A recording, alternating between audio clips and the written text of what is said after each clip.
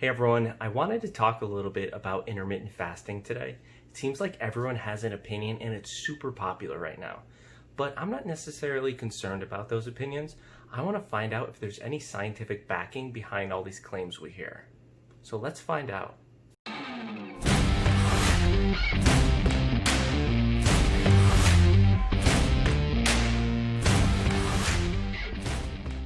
This is Science-Based Fitness. My name's Adam. Thanks for checking out the channel. What we're going to be doing is I'm going to present a couple questions on intermittent fasting. We're going to look up some research on those questions and see how that compares with a lot of the claims that we're all hearing.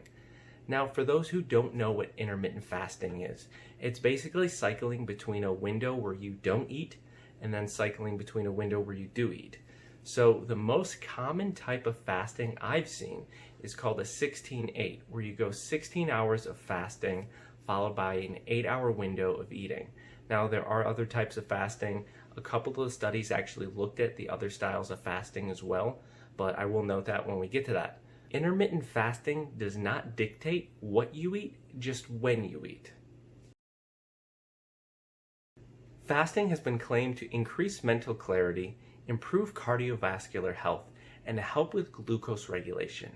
Now, I have 3 questions I want to ask on these topics, and the first one is, do any of these claims have scientific backing?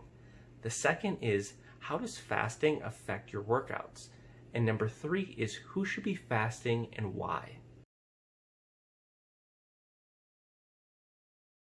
I always talk about how meta-analysis are one of the best sources because it incorporates multiple studies that examine the topic you're researching. There are vast amounts of claims we hear fasting can help with. The meta-analysis I found looked at a lot of the cardiovascular effects and nervous system effects.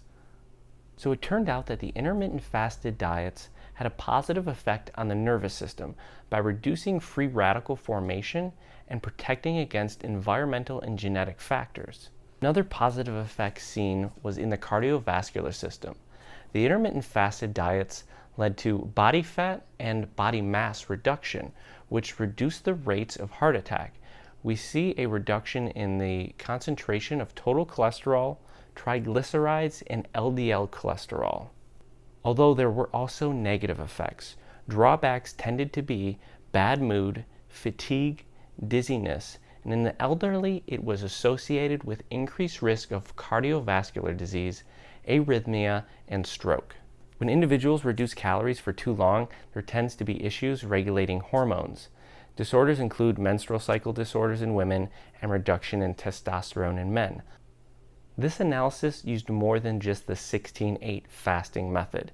It also used alternate day fasting, which is where you don't eat for a full day, and then the following day you eat. Although intermittent fasted diets don't actually have to be restricting calories, so not everyone has to be at a calorie deficit when fasting.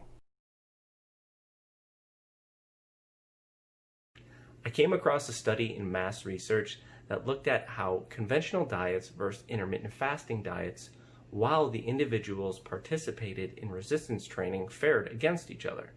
And the study was taken over an 8-week period, and this is what it found. What the study ended up finding was each group experienced muscle growth with no significant difference in performance amongst groups. They did tests like bench press, squats, and a few others, and they had no difference in results. As a key point, the study stated the following.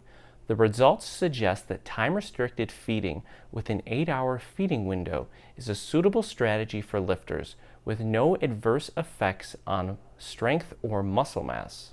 There was also a very slight fat loss seen in the fasted group of 0.4 kilograms, which is minor. I thought it was worth mentioning that the protein levels were also matched with the fasted groups, having a slight calorie deficit. The resistance training took place during a fed state. I wanted to bring this up because my personal experiences with intermittent fasting, which I only tried for about a month, I found that some days it was hard to lift when I was in a fasted state. Like maybe I didn't have the energy. Like I said, it was only a month, so maybe if I had different conditions or maybe went longer, maybe the effects would be slightly different. One message I've heard a lot on intermittent fasting is that intermittent fasting is a tool. You can use that tool however you want. Maybe you're struggling with weight loss. Maybe fasting is a tool you can use to help. Maybe you're just trying to cut down a few pounds and get a more shredded appearance. Maybe fasting will help you. So that's going to be your personal preference if you like to use it or not. So who shouldn't be fasting? You shouldn't be fasting if you're pregnant or if you're a child. It's never a bad idea if you're unsure to just talk to your healthcare provider and see if it's something they'd recommend, or maybe a dietitian or a nutritionist. These videos are more informal to kind of give you what the science says. It's never a bad idea, like I said, to talk to your doctor. With all the hype we see behind intermittent fasting, I hope I was able to bring maybe a little bit more clarity behind this topic. If you guys liked the video, do just that. Click the like button, subscribe to the channel, and I hope you guys check out some of my other videos on the channel, and we'll see you next time.